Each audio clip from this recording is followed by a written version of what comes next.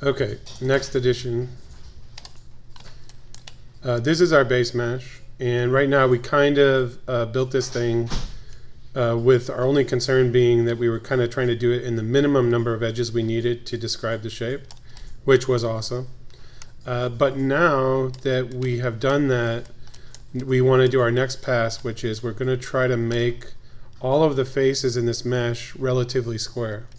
And so what I mean by that is the face right here should be almost square. So these are considered relatively square.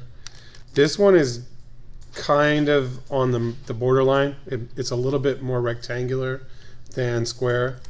And so that might be a judgment call. I'll tell you how I make that judgment call here in a second. This guy here is definitely not relatively square. And then these here are not relatively square. These are close enough maybe. These are kind of a little bit too long.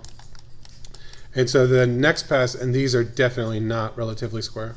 So what we do on this next pass is we're going to try to create a level 2 mesh. All right. So in a sculpting scenario, which is what we're about to enter, this is like a box modeling starting mesh that then we're going to start sculpting and shaping here moving forward.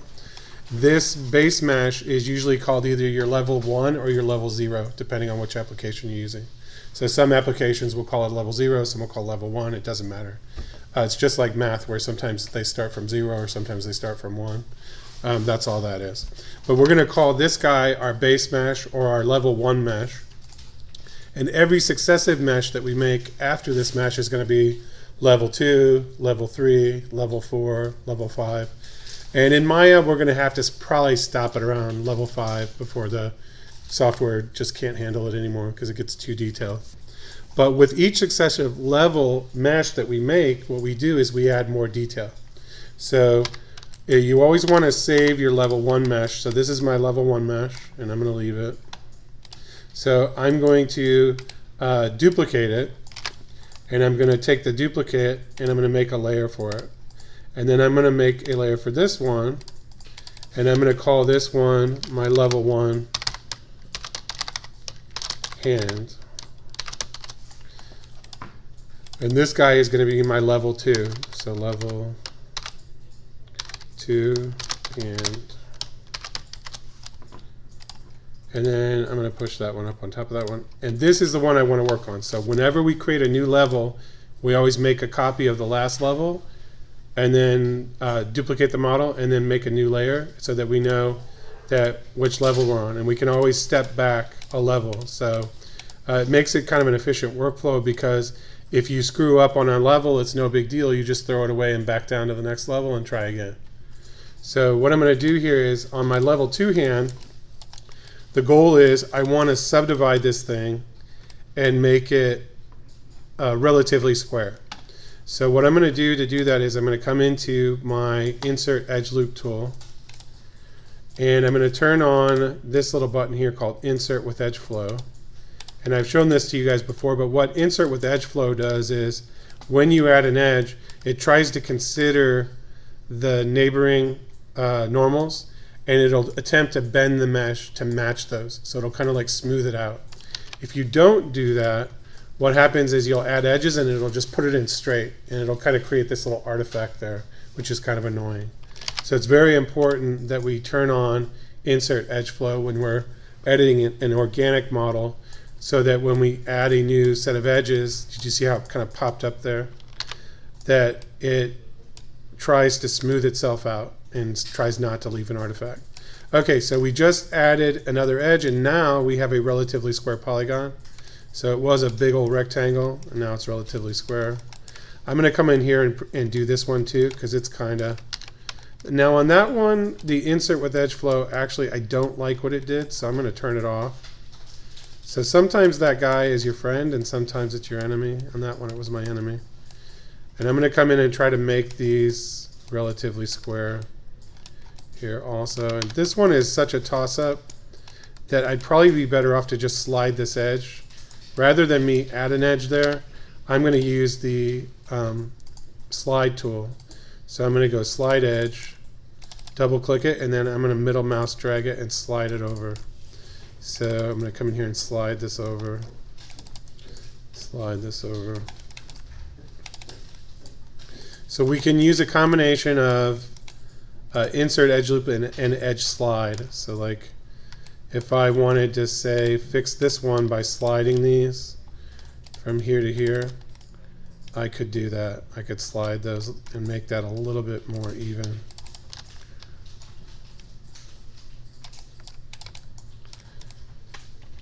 All right, cool. And then for this one, no slide is going to work for that. That's too much of a rectangular polygon or face. So I'm going to say insert edge loop. And for this one, I'm probably going to do 3 because one down the middle was not going to be square enough. So there we do 3. And then down here below the knuckle, that looks okay. These here, I don't know. Those are pretty close to square. I'm not going to touch that. All right, so that was the goal there, was to get it as close to square on all the faces, and I did a pretty good job. And now I'm going to hit the 3 key to see how smooth it gets, and it looks decent. I have this little stuck pixel there. It's kind of annoying. And this happens every once in a while. And let's see if I can figure out how to do it. There we go. If you go into vertex mode and select all the vertices and then deselect them, then that thing will go away. I don't know why it does that.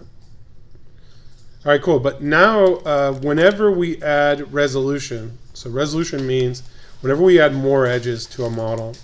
And so as I'm saying this, I notice that that guy is kind of rectangular. So I'm going to insert another edge loop right there. And then that's pretty good. So after we add more edges, as I just did, we always want to go through the mesh and add more shape. Because whenever we add more detail, then the model can accommodate more shape. So what I'm going to do is, because I added a bunch of extra edges in here, I want to go in and try to shape things a little bit more.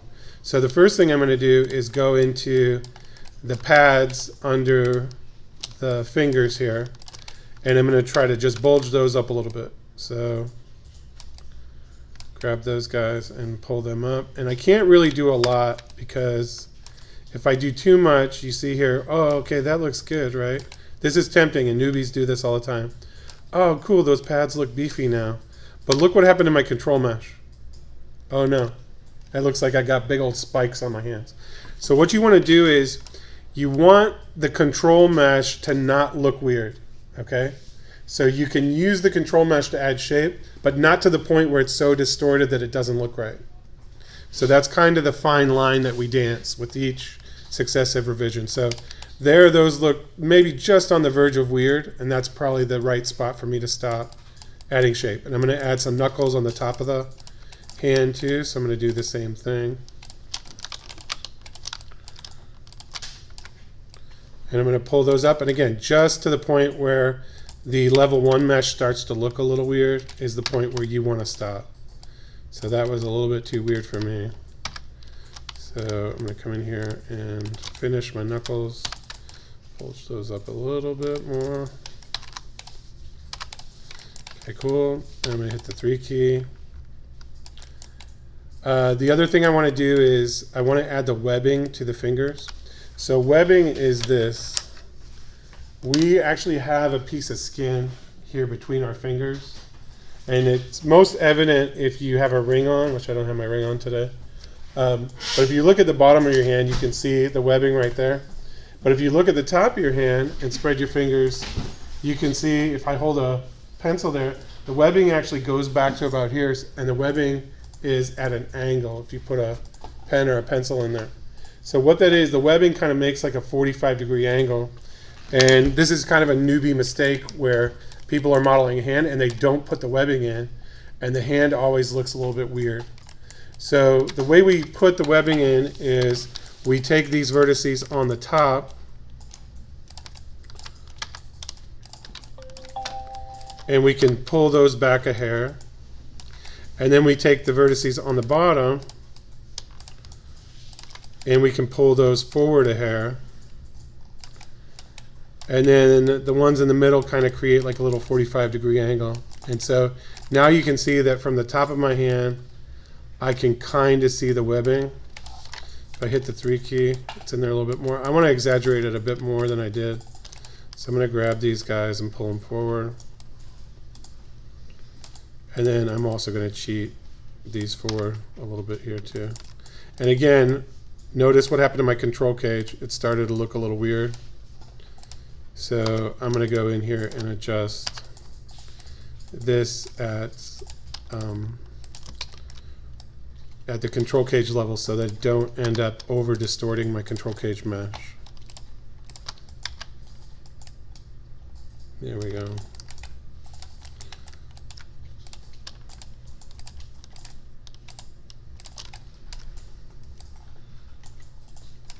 Okay, so I just wanted to exaggerate that webbing a little bit more so that when I look from the top, you can see that now in the pinky, that we can actually see the fold of skin. There we go, that's pretty good. Without that fold of skin, I call it Mr. Burns hands. They look totally weird. All right, I'm gonna add just a little bit more shape here.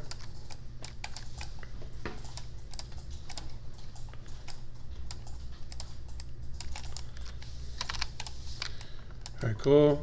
And that is level 1. So at the end of this, we may want to go through here one more time and just look at the polygons to see if they're relatively square. And if we end up with some that are not, then we want to do some additional editing. So for example, I'm going to slide these back. So slide a little bit.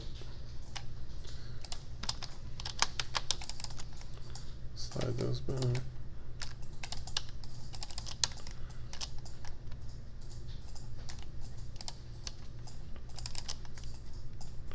And I'm going to add another edge in there. So I thought I wanted to do it before, and then after I saw the end result, I definitely decided I wanted it. I'll pull these back a little bit here. All right, so I'm going to go insert edge loop. This time I want to turn on insert with edge flow, and I'm going to add another edge there. And then because I added that extra edge, it means I'm going to be able to get a little bit more shape on the pads. And so I'm going to go ahead and pull that in. I'm going to get rid of some of the shape that I put on that other section. Pull it back out. There we go. That looks pretty good. Let's hit the 3 key. Oh yeah, that looks a lot more natural. All right, cool. Let's take a peek without the edges on. All right, yeah, that's a decent form. Starting to look more like a hand. Kind of looks like a Play-Doh version or cartoon version at the moment. So I can do a little bit more shaping here. I want to be careful to not over distort my control cage. So I'm hitting the 2 key so that I can see my control cage and my smooth mesh at the same time. This is an excellent way to edit doing box modeling, and this is actually sometimes referred to as subdivision modeling, because you can see your control cage and your underlying smooth mesh at the same time, and it makes sure that your control cage doesn't get too wacky while you're trying to tighten up your shapes. And so I think I can live with this now. That's not bad. I got here's where I start to get a wacky control cage here, so I'm gonna pull that back. And it doesn't take that long. Once you get used to this, you get the feel for it. But this workflow is tried and true, so I didn't make this up. This has been around for 30 years, and it's kind of the fastest way to do organic surfaces. All right, cool. Let's hit the 3 key again. All right, yeah, that's starting to look pretty good. I wanted to fix the palm there because it was kind of flattening out a little bit. And then over here on the corner, it's also starting to look a little bit weird, so that's a little bit too sharp. And I think I want to be a little bit more aggressive here and pull that up a little bit more. There we go.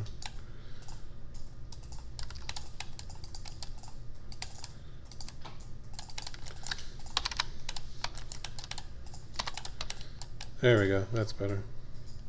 I can live with all this.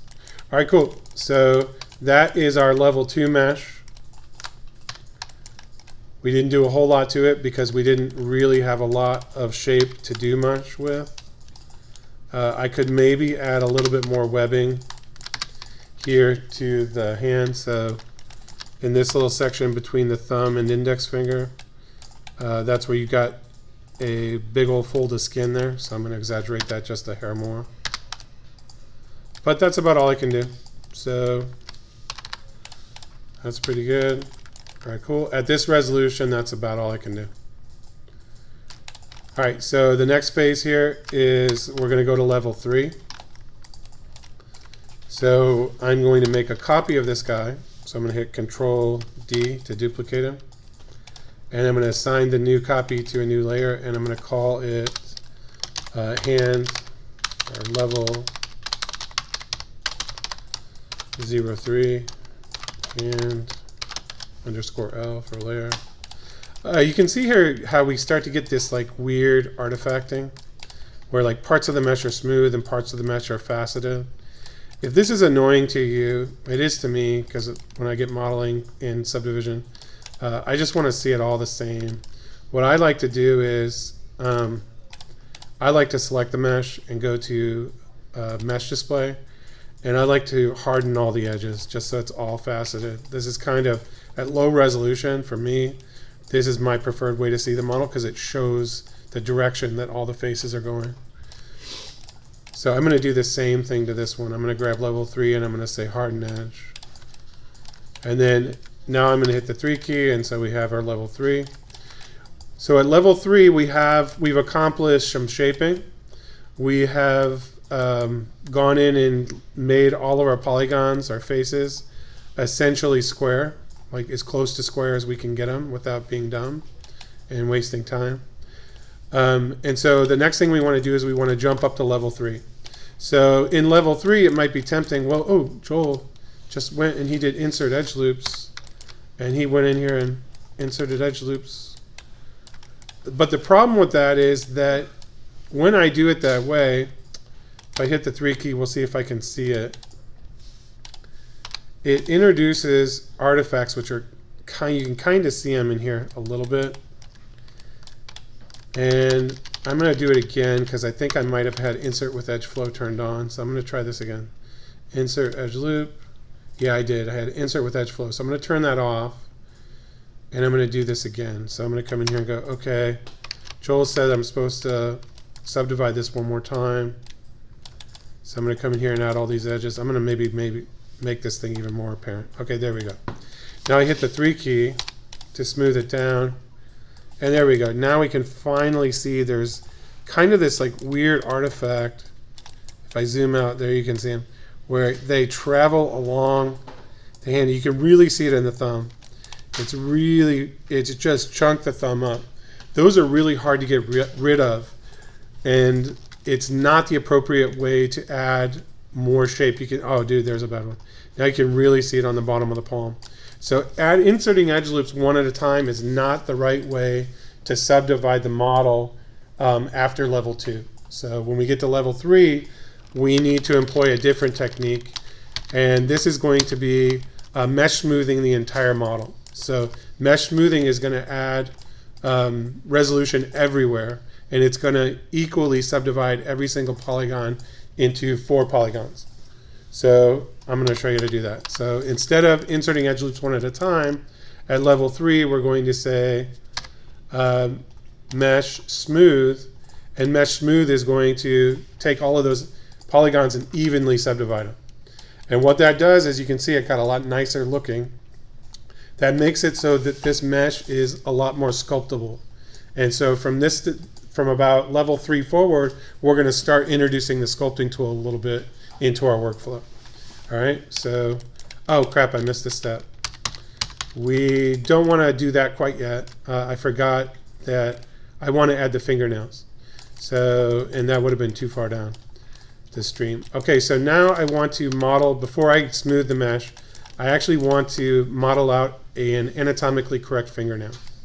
So for this one, what I'm going to do is I'm going to say insert edge loops, And I want to try insert with edge flow to see if this is going to give me a better result. And I'm adding another edge, which is essentially, no, I don't want to do insert with edge flow. Didn't work for me. I want to turn that off. And what this edge is basically right where the cuticle hits your fingernail. So that spot in the winter where you get hangnails and the dry skin peels up, that's approximately where you want to put this edge, because we're going to build a 3D cuticle and we're going to make this so you could actually later at a higher subdivision add that little piece of skin that's like broken off of there, and this thing will actually look anatomically correct. So I have to add an edge right there. Once I do that, now I can actually model an anatomically correct fingernail. And the way I'm going to do that is by selecting these 4 polygons, and I'm going to say extrude face. I'm going to go world mode, and I'm going to extrude down a little bit. I'm going to hit the G key to extrude again, and I'm going to extrude down a little bit.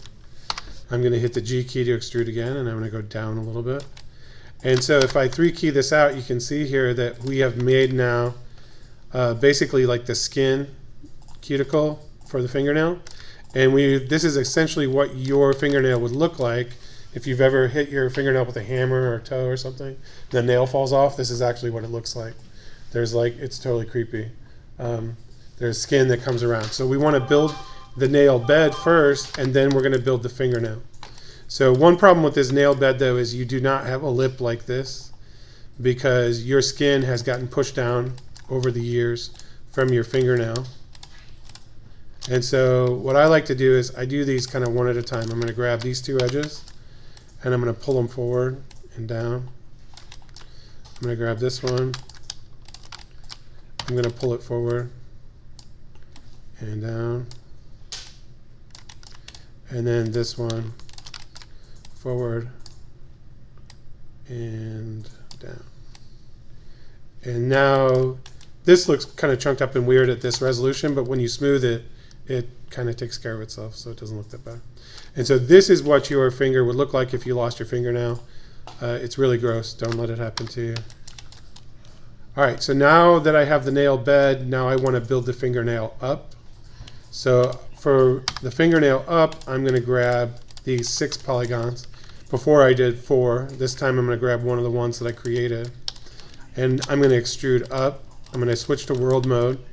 Now, if you don't switch to world mode on this, it definitely creates a problem. So if I extrude and I use the normal there, you can see that if I keep pulling that, you see how it goes all Tutankhamun? So it's really important to go to world mode so that you're not distorting that, or it creates problems. So I'm going to take that back and do it again. Extrude, world mode, very important. And I'm going to extrude up once, extrude up twice, and extrude up 3 times. So I went down 3 times, I'm going to go up 3 times. But for this one, I don't want to go past that edge right there. I want to land right below that edge, right there. And the reason I'm doing that is because I'm going to use that to pull the skin over the fingernail. So if I hit the 3 key right now, oh my God, that's going to get infected. There's no skin wrapping over the fingernail.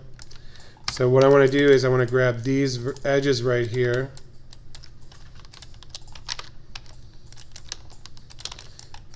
Oops. So it's these 4 edges right there. And I want to scale them down. And I'm going to pull them forward a little bit. And then I'm going to pull them up a little bit, so that we get skin to wrap over the top of the fingernail, just like in the real world. So there, that's our skin. That's the cuticle. We have one little artifact here where the nail is actually growing outside the cuticle. That's not a big deal. We can fix that by going into, I'm going to make that just a little bit smaller.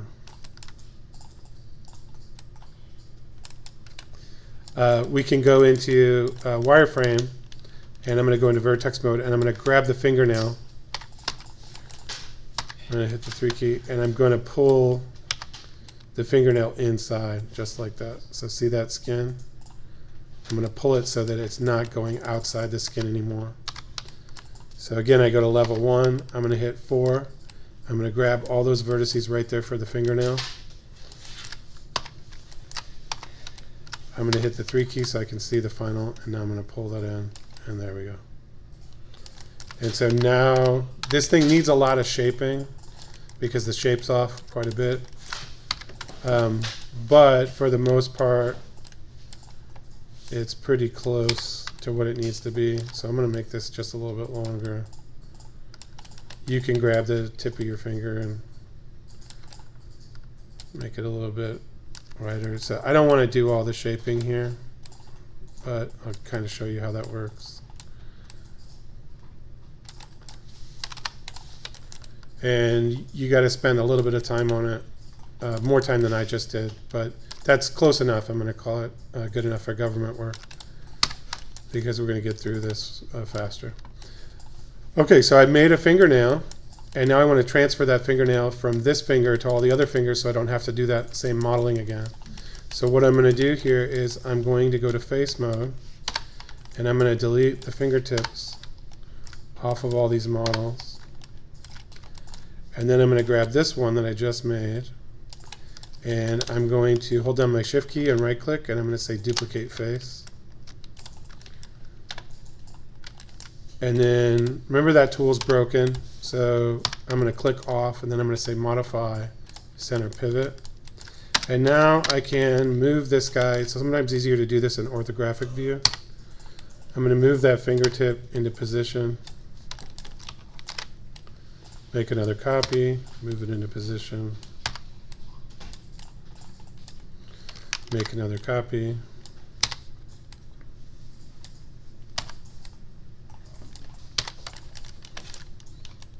This one's got to be scaled down because it's the pinky. And then for the thumb, let's do this again.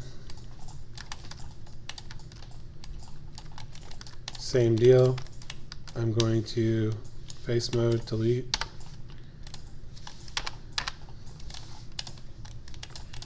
Duplicate.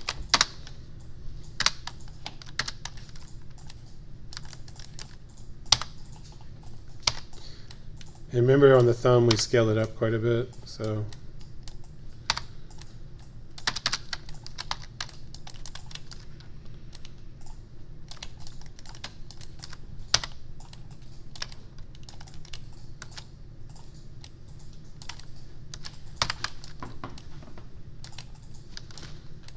yeah, that's pretty close.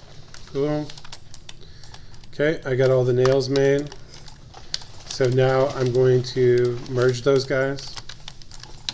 So I'm going to say mesh combine. And then I have to weld all these. So we could target weld, right? I could go into vertex mode here. Whoops. Vertex mode and do a target weld. But the problem with that is that it's going to take a long time, right? So I'm going to show another method that's probably a lot faster, and that is, because I got these vertices pretty close to each other, I can actually just select all of them and then go into edit mesh and do a merge and just use a much higher threshold. So I can go like 0.1 here and say apply. And you see how they all jumped? There we go. And a little secret here, if you don't like guessing and like re-merging, you can actually go into the merge vertex here, and you can play with this threshold by highlighting it and middle mouse dragging left and right, and it'll actually allow you to interactively change that threshold. So that's kind of a nifty little trick, is being able to adjust that after you do a merge. So I'm going to do that again over here. Don't need those. And then I'm going to say merge vertices, merge vertices. And sometimes this thing pops up, but sometimes it doesn't, so it's kind of annoying. If this thing pops up, if you get the floater, then it'll allow you to do what I just did. But it doesn't always pop up, so that's kind of, I wish they would have some consistency in their tools, but you know what? Who are we? All right, so we're going to come in here and do the same thing. Merge vertices. That 0.1 threshold worked pretty well. Here's where it might not work that well, because I got a little bit too big of a gap. So for this one, I got to be a little bit more precise here. And I'm going to say merge vertices. And see, that gap's too big, so now I got to use the threshold. And there we go, we get it to pop together. All right, cool. All right, so I got all my nails on there. I'm going to hit the 3 key. Looks pretty good. I now have anatomically correct fingernails. Fantastic. I want to go to my mesh display again. I think my... No, they didn't. Okay. I thought my normals got screwed up again, but they didn't. If they had, I just would have selected this and said mesh tools. Or I'm sorry, mesh display, harden edge. To harden all the edges again. But now that I've got the fingernails modeled in, now I'm ready to go to my true level 3, which is I'm going to smooth this guy out. So I'm going to select the mesh and go mesh smooth. And now we can see here that it looks pretty decent. We've got a lot more resolution here. Some of these got a little screwed up. I'm not quite sure what that is. I'm going to ignore that, but you know what I think I did? I think that I accidentally welded some verts here, so we'll pretend like I don't see that. How could I fix that if I wanted to? Very easily. I could just come in here to face mode and select another fingertip and duplicate it.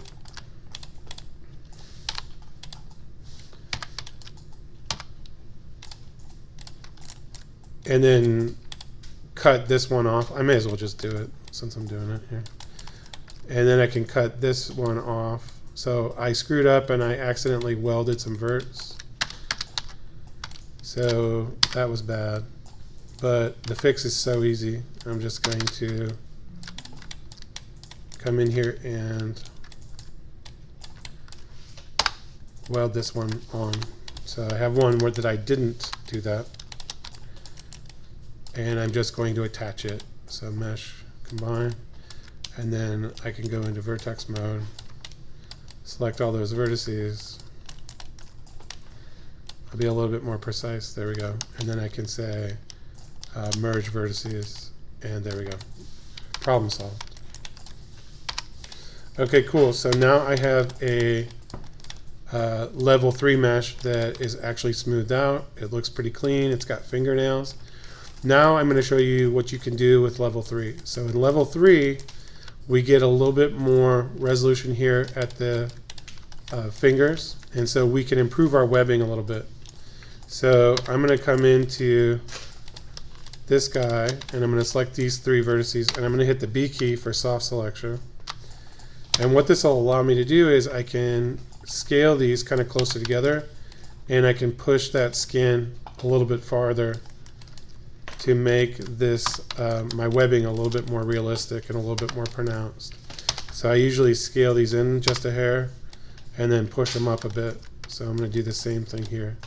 These 3 vertices, scale these in a little bit, push them up a little bit. There we go. And now my webbing, if I look from the top, is a lot more pronounced and it looks a lot more anatomically correct. All right, and then I also usually do this for the webbing in between the index finger and the thumb. So I will usually grab all of these. Whoops, went too far. So again, I'm using that trick where I'm clicking one vertex, shift clicking another vertex at the end of the same row. So it selects all the vertices in between. And then from there, I can scale this down a little bit, and I can push this forward a little bit. And I can exaggerate that skin between the fingers there. But you'll notice that when I did that on the thumb, that it kind of gives me this weird little artifact. So for that, what I want to do is I want to use that smoothing tool. So I'm going to come in here to smooth. I'm going to make sure that I have a very low power on the smooth. I'm going to adjust my brush size. Again, I'm just holding down B and left clicking, left, right, just like we did with the soft selection. And I'm going to come in and polish this artifact off a little bit. So I'm just smoothing it in the corners here to kind of get it to relax. And I'm not really changing it in the middle, so I kept my webbing, but I got rid of the weird artifact that was there. The next thing that we can do is we can actually full-blown start using the sculpting tool to improve this mesh a little bit. So I'll give you a demonstration on how the sculpting tool works. So we go to the sculpting tab here. By default, the first tool is sculpt, and it will push the mesh up if you do nothing, if you just left click. And it will push the mesh down if you control click, which is the opposite of the tool. And it will smooth if you hold down shift. So it's basically this one is up, so it's going to go up. If I hold down control, it's going to go down, and if I hold down shift, it's going to smooth. Okay, so what you want to think of though when you're using the sculpt tool is you want to first look at this vector. So this line right here is basically how high it's going to distort your mesh. So if I make it very big, notice the length of that vector. If I sculpt it, it's going to try to shoot it all the way up to the size of that vector. So the sculpting tool is additive, which means that if you use a smaller value, so I'm going to bring this way, way down, tiny, and I keep stroking it. After about 20 strokes, I'll end up with the same relief that I did if I just did a single stroke with a high power. So what that means is that you want to think of this as an additive tool. If you have a pressure sensitive tablet like a Wacom, the pressure will actually change the relief. So it's really nice. It sculpts pretty nicely. But if you don't have a Wacom or you just don't want to mess with them, which is how I kind of grew up modeling, I was like, you can do this with a bar of soap. So that's what it's called when you kind of sculpt with a mouse. And the way that works is you can just keep using a small additive stroke. We'll do something simple here like a knuckle. And you can just keep bumping it up, and it will, over time, do what you want it to do. If you overshoot it, you come back in and hold down the shift key and you can smooth it out. And this actually, believe it or not, works really well. So if you're someone who grew up on a Wacom, you're not going to like it. But if you don't know what a Wacom is, then I want to show you both methods, right? So I can make stuff look really good using this method. But again, I grew up in a world before sculpting tools, and so before Wacom tablets were really that great too. And so I'm used to doing it this way. So I'm going to just show you. So go in here and be like, okay, you know what, man? I want to like add a little bit of knuckle. I'm going to make my brush a little bigger.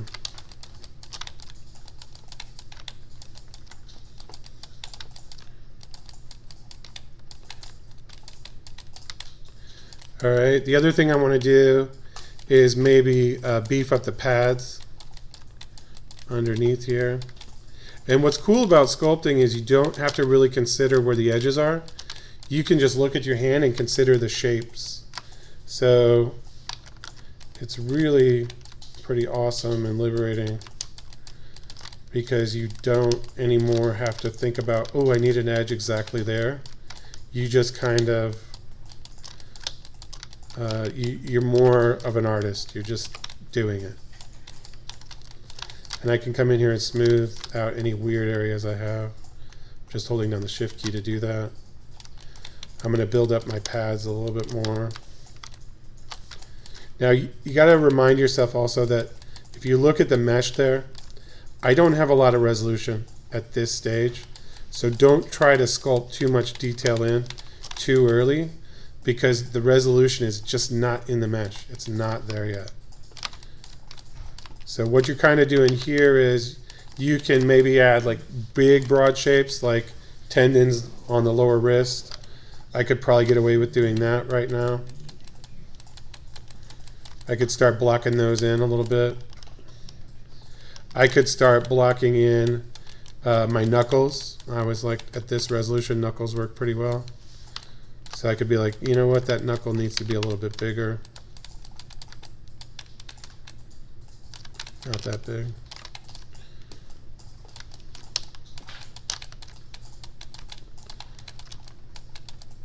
And then tendons that run down the backs of the fingers. So your tendons basically kind of start here at the knuckles and they run down and they converge at about 1.5 point here at the back of the wrist. So I could definitely start blocking my tendons in.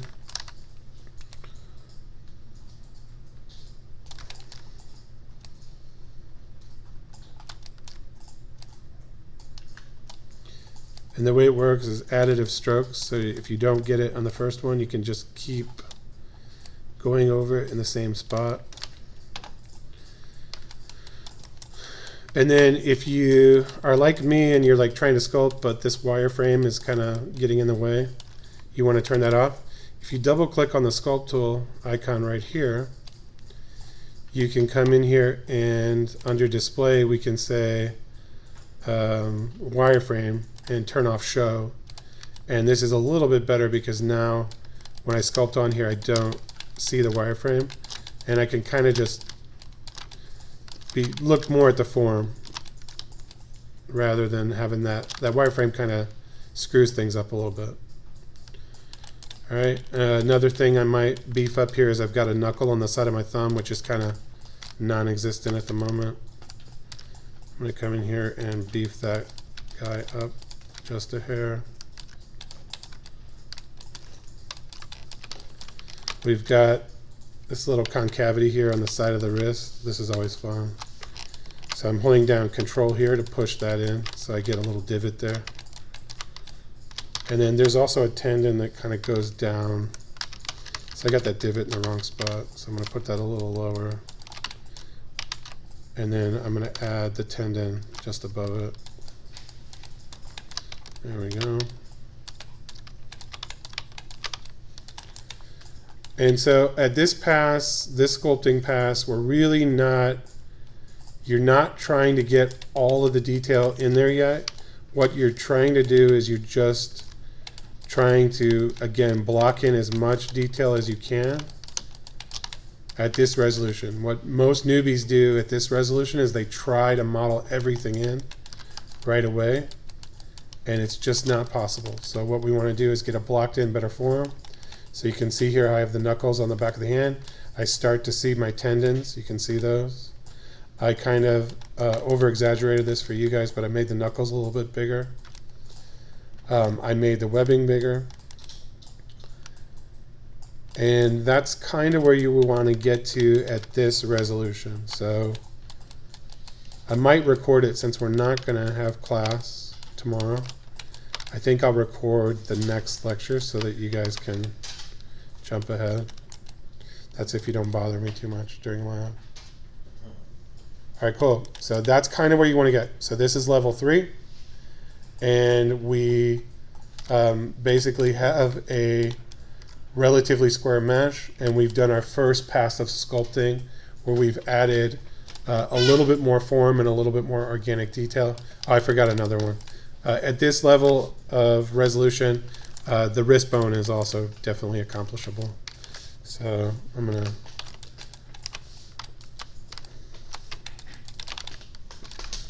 kind of overdid that. Here we go. I'm going to add a wrist bone.